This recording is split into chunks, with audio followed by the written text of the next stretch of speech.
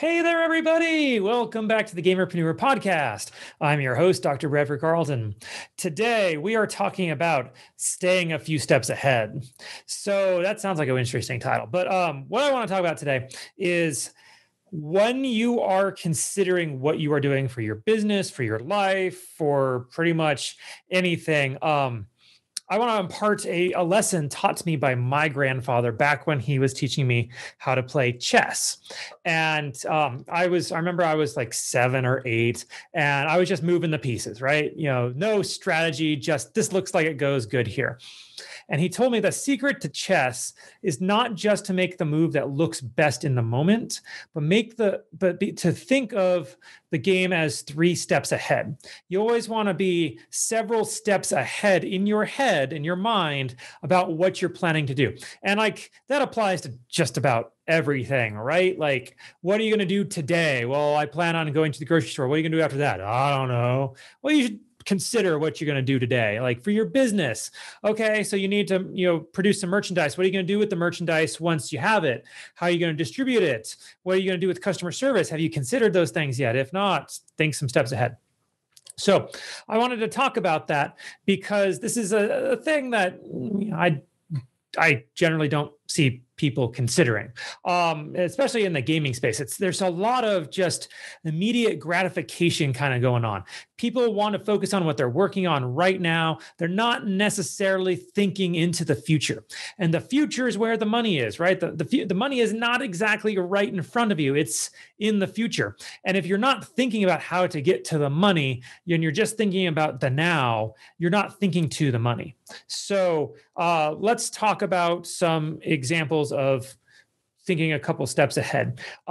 Some people, and I've seen this, it crushes people.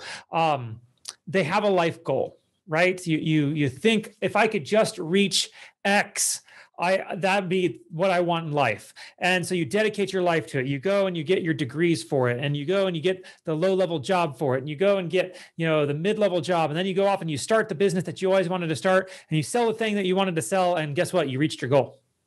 And now you're here and you don't have anything to work for. And it's just day in and day out, the same thing over and over again. And what ends up happening to people there is they're at an inflection point in their life. Either they go and they are able to turn their life around because they set a larger goal and they figure out what they want to do, or they crash and burn. Because in life, like plants, you're either doing one of two things. You're either growing or dying. There's no in between.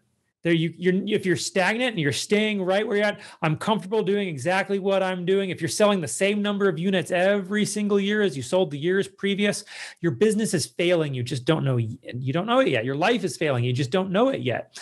You got to think several steps ahead. And so I remember when I was shortly after my daughter was born, my wife and daughter had some major medical issues. They were more or less bedridden for a few weeks. Well, as soon as those few weeks were over, I was able to start going out. And at this point, my wife had told me that she didn't want to be in the law practice anymore. So that law practice was done. My other businesses had more or less dried up because I hadn't worked for several months because of caring for my wife and daughter. And so here I was basically on the ground floor again.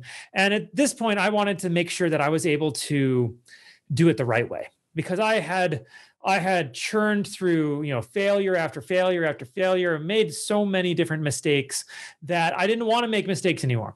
So I went and I found the most successful people in my city that I could.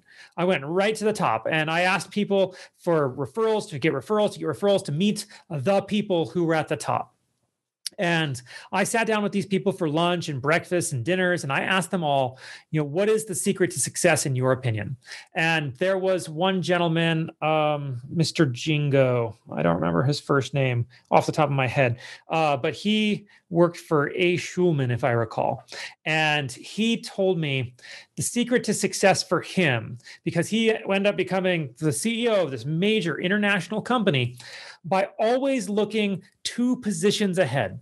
So when he made, mid-level manager, he was looking for a VP position. And when he got the next position up from mid-level manager, he was, maybe regional, and he was like, VP was right above him. He was looking for the presidency. And when he made for VP, he was looking for CEO.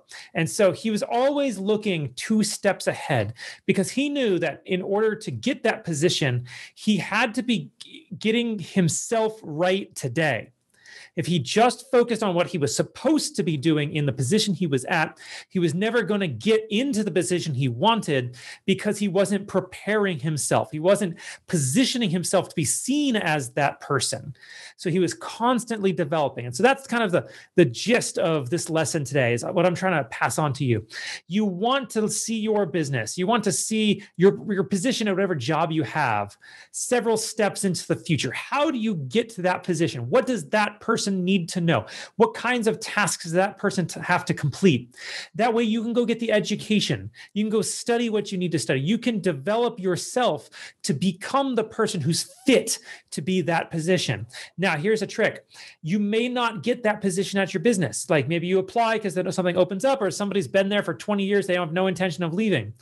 You can always go somewhere else, because you've developed yourself to be that position. And when you go and talk to a new employer for a job interview, you can go, yeah, I've been at this position for several years, but I've been preparing myself for the position that you have open, because I've learned this, I've learned that, I've studied that, I've prepared this. And that makes you sound like the right kind of person for the job. So in case of your business, maybe today you're selling 5,000 units a month, which is a lot of units, right? Maybe 1,000 units a month, and you want to get to a place where you're selling 5. Well, you should really be expecting and preparing to sell 10. What do you need to do in order to sell 10? Because eventually you'll hit 5, but then you should continue to grow, right? So if you're selling 1,000 units a day, maybe you have a distribution, or a month, you have a distribution center, you've got your manufacturers. And at the moment you're like, okay, those are great, I'm making decent money. How do you grow? How do you 10 times that number? How do you get beyond? So you need to find new distribution centers. You need to find new manufacturers. You need to find new channels of marketing. You need to find different ways of doing that marketing to be able to create that exponential growth. When I go in and I advise businesses, I'll usually tell them that I expect them, or it's my goal for them to be selling something just ridiculously higher than what they're currently doing. And they will go, there's just no way, we can't do that. The production line doesn't allow for it, blah, blah, blah. And all I hear is excuse. Because, with more machines, you can do it. With a bigger distribution network, you can do it. With, international, footprint, you can do it, right? Well, yeah, if we had all that, but we don't have that yet. Well, maybe you should go and get that. That's the thing you should be doing, right? Okay, well, if you want to grow to the position that you can do those things, do the things you need to do in order to get there. That's the way the world works. But people don't necessarily think like that. They think, I just got to keep what I got. And again, if you're not growing, you're dying. And if you just keep what you got, you're never going to get anything more. And in fact, you will eventually lose what you have, because somebody else is going to come along who has more ambition, who has more drive, who wants to grow faster and bigger, and will take market share. So think always, constantly, several steps ahead. Never be satisfied with what you have. Have just completely unbridled ambition. I am giving you permission to be ambitious. I know growing up, I was told that I was ambitious as if it was a bad thing. And I believed people for a long time. That didn't stop me from being ambitious, but it set up a mindset that I was doing something wrong. I was weird. I was odd. I didn't fit in with anybody because of my ambition. And so it held me back for the longest time, because I didn't see it as a good thing until one day I did, and I changed my life. So I'm giving you permission. Go as high as you can. Go as far as you can. And then when you get there, you're going to see how to go further. But always have your vision further than what you're at, because that's the only way to keep going. If you pick one point and you walk that path and you get to the point and you look down and you never look up, you're never going to be able to go further. So that's a lot of metaphorical beautifulness, right? Okay. Do I have anything else on this topic? Definitely do not reach your goal. Whatever you possibly can, never reach your goal. And I don't mean like your short-term goals. You reach your short-term goals. Your long-term goals should always be outside of your reach. You always want to keep stretching. I have literally seen people, their lives collapse. They literally collapse their lives. Their business will fail. Their marriages will fail because they got what they wanted and they just don't see anything else. So they'll turn to drugs or turn to drinking, or they'll become depressed. They'll become angry, and they just don't know what to do with their life because this was all I ever thought. All they're doing is looking down at that spot that they set their eyes on a long time ago because they just don't know how to look up. So, some things you can do, have a long-term game plan. If you do not have a 5-year plan that you update at least once a year, then you're eventually going to reach the end of the 5 years, not going to know what to do, right? Too many people will make a business plan right at the start. They and their buddies starting this business, they'll put something together, right? And they'll slap this thing together, and they know it's not the best, but just enough to get us started. And then they'll start doing the business, and they'll start making the stuff, and they'll start selling to people, they'll start making the relationships. And before they know it, the business isn't what it was when they set out, right? And here they are, they're making money, yeah, but where are we supposed to go? What direction? Like, this wasn't what I signed up for. My wife complains I'm away all the time, blah, blah, blah, blah, blah, right? Issues come up when you're not organized. So I'm going to lead us into, remember, organization is the enemy of sloth. Too many problems can be solved simply by being more organized, by figuring out how things fit together and how you can move forward into the future. It doesn't take that much. Thinking is one of, it's sad, but thinking, the act of sitting there and just pondering, daydreaming, coming up with ideas is something that far too few people do. I remember when I was in law school, I looked around, and so many of the people I went to law school with, they just wanted to get a nice job at a firm somewhere. That way they could just do law, and that was it.